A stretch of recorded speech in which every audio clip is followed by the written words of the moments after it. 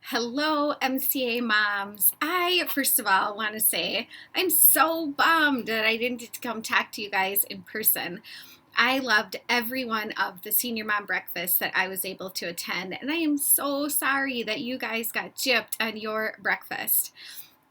Let me introduce myself real quick. My name is Sunday Burquest, and I've had 4 students graduate from Maranatha. It's been the biggest blessing to our families and to our kids.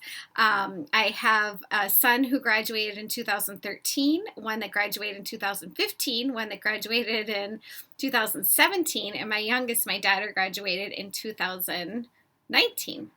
My oldest went to the U of M, Twin Cities, my second to the U of M, Morris, my third, U of M, Duluth, and my daughter was attending Briarcliff University in Iowa until they were sent home for the rest of the year.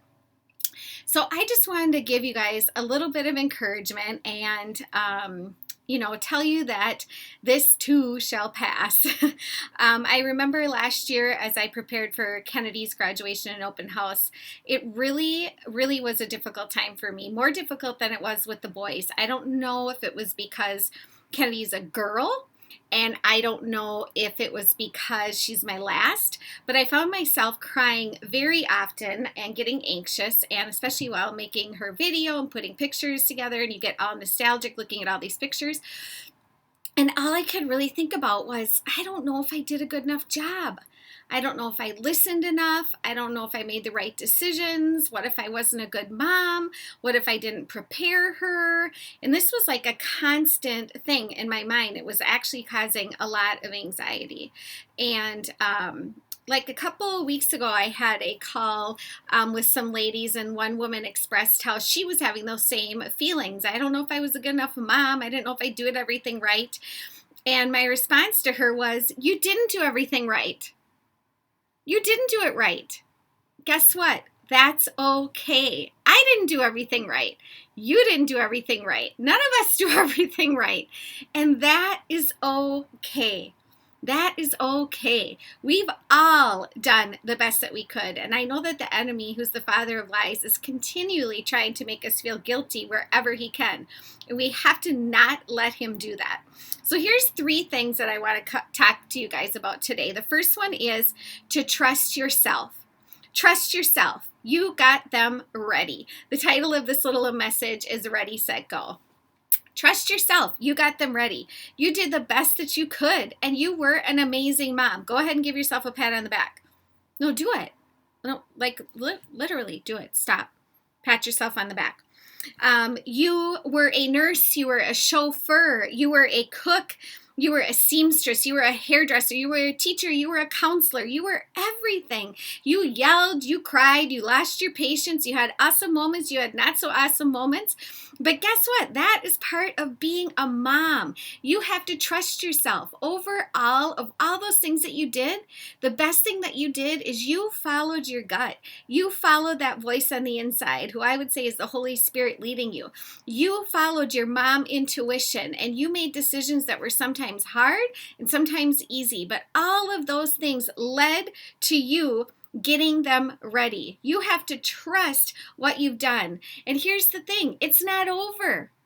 There are huge decisions that our kids are still going to be making about college and who they marry and classes and careers. You are not done. I heard someone say one time, "Oh, I can't wait till my kids are 18 and I'm done parenting." Ha! If you thought that, I got news for you. You're not done. And so there's big decisions coming. So trust yourself. You have done a good job. You have prepared them and you have gotten them ready. They are ready. They are ready. As much as they don't think they are, and as much as you might not think that they are, they're ready. Okay, number 2. So first, let's trust yourself. You got them ready. Number 2, trust your kid. They are set. They are ready to run. They are ready to go. Now, here's the thing. You have to trust them, even though in these final months and before they leave, they are going to turn into someone you don't know. You're going to be like, who is this kid in my house? They are emotional, unpredictable, sometimes angry. And what you need to remember is that anxiety and fear comes out as anger. And oftentimes they're just nervous. They're just afraid. They don't know what to expect. Who are they going to sit with? What are they going to eat? How are they going to get to their classes? Or maybe they're not going to college and they're choosing to go into the workforce. Where am I going to work? Am I going to like it? Am I going to make enough money? Am I going to feel left out when my friends leave? Is this the right decision?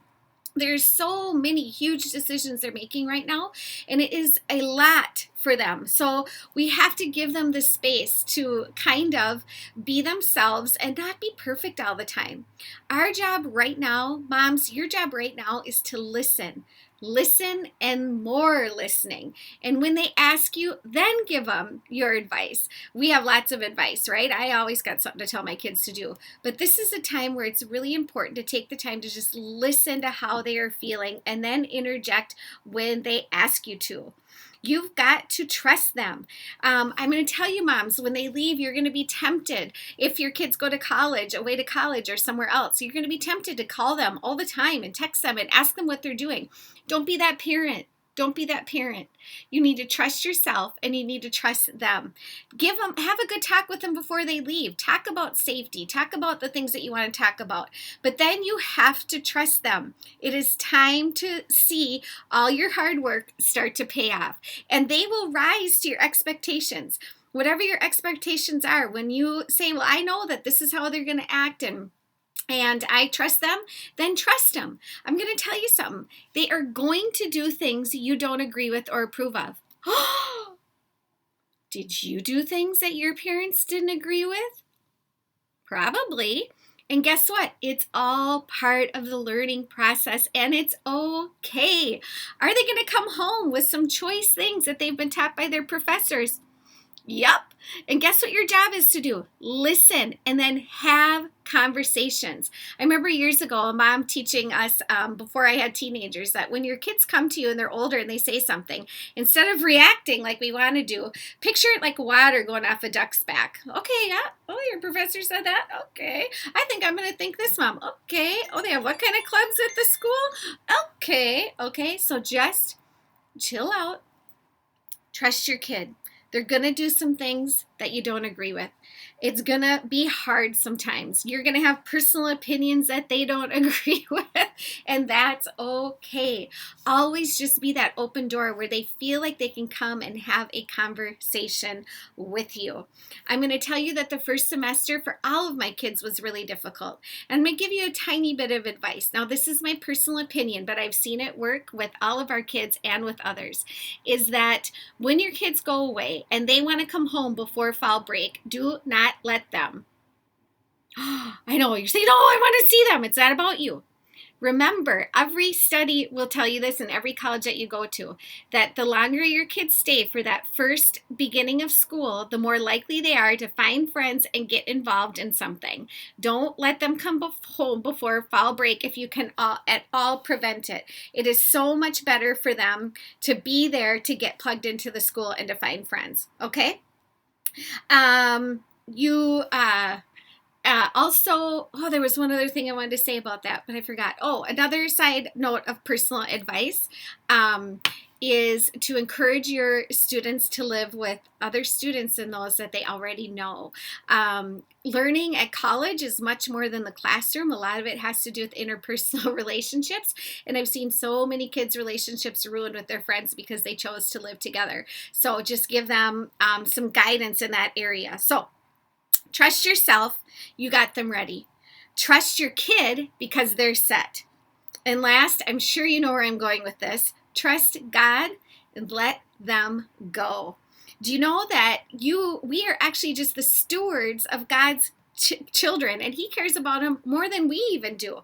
We just really got to be here and get the pleasure of guiding them. And do you know what? You are anointed to be the mother that you are to your particular child. So you have to trust that. God gave you your daughter or your son for a reason. and you have to go back to trusting Him. When you take the care and you decide everything that your kid does is on you and your responsibility, what you're really doing is telling God, you know what, you're not really doing your job. I don't think you're worrying about him as much as you should. I don't think you're intervening as much as you should. Maybe I should do your job for you. No, we got to trust God with everything, and that includes our kids. Psalm 138:8 in the Amplified says this: "The Lord will accomplish that which concerns me. Your unwavering loving kindness, O Lord, endures forever. Do not abandon the works of your own hands." Our kids are the works of God's hands. Yes, we need to pray for them. Yes, we need to be involved. Yes, we need to keep lines of communication open. I'm not saying don't talk to them. I'm just saying that God cares about them even more than we do. And so sitting at home worrying about them, hovering over them, trying to get too involved in what they're doing, it doesn't really help them. They need to see the example of you trusting God as much as you need that example of trusting God for yourself. Will it be perfect? No. Will there be bumps in the road? Yes. Will your kids make mistakes? Yes. Will you make mistakes? Yes. And guess what? It's all okay. Nothing. God's not going to fall off the throne, and your kids aren't going to be devastated. They may be devastated here and there, but you're there to walk them through it when they make poor choices and when things happen. You can't prevent it, but you can be there. And that's exactly how God is for us. He can't prevent us from making choices that He'd rather we didn't make, but at the same time, He is always there to help us pick up the pieces without saying, "I told you so." I'm going to leave you with this last scripture, which is my personal favorite in Psalms 3, 5, and 6. And this is out of the Amplified translation. Actually, I need to look it up quick. Proverbs 3, 5, and 6. And out of the Amplified, it says this, if I could get to 5 and 6. Trust God from the bottom of your heart. This is the Message. I like the Amplified better. Hang on. Okay. Trust in, rely on, confidently on the Lord with all your heart, and do not rely on your own insight and understanding. In all your ways, acknowledge and recognize Him, and He will make your path straight and smooth, removing obstacles in your own way. Here's the thing. You got to trust God with every single thing, including your kids, and He will make the path straight. Just trust Him. He'll show you when they need a call. He'll show you when you need to back off. He'll show you when they need advice. Just trust Him. So I just want to leave you with these parting words. Trust yourself. You got them ready. Trust your kid. They're set. And trust God and let them go. Moms, congratulations. I know that this time looks different than what you expected for your kids too. Put yourself in their shoes and imagine how hard this is. If they're moody, give them a little break. Then give them a little, just be there for them. I'm so sorry that this isn't the way that you expected, but I do know that if we put our trust in God, that there's ways that He can make things up to us, and we will, and you will, survive this difficult time. You've got amazing kids, moms, and you know what? You did an amazing job.